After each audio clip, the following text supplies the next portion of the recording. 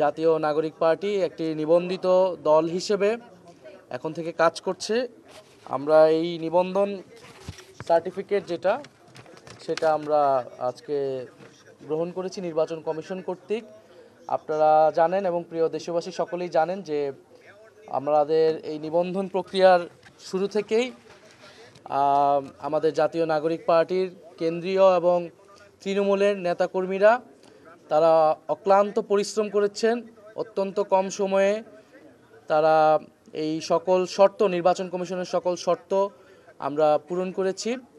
আমি আজকে আমাদের জাতীয় নাগরিক পার্টির সর্বস্তরের নেতাকর্মী যারা কাজ করেছেন এবং এনসিপির শুভাকাঙ্ক্ষী যারা আমাদেরকে নানাভাবে সহযোগিতা করেছেন তাদেরকে আন্তরিকভাবে ধন্যবাদ এবং কৃতজ্ঞতা জানাচ্ছি। নির্বাচন কমিশনকেও আমরা কৃতজ্ঞতা জানাচ্ছি এবং আপনারা যারা আমাদেরকে কাভারেজ দিয়েছেন, মিডিয়া কর্মী ভাই ও বোনেরা, আপনাদেরকে আমরা ধন্যবাদ জানাচ্ছি।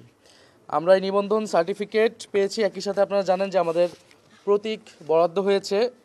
অনেক চড়াই উতরাইয়ের পরে আমরা একটা প্রতীক পেয়েছি এবং এই প্রতীকটি হচ্ছে শাপলা কলি প্রতীক।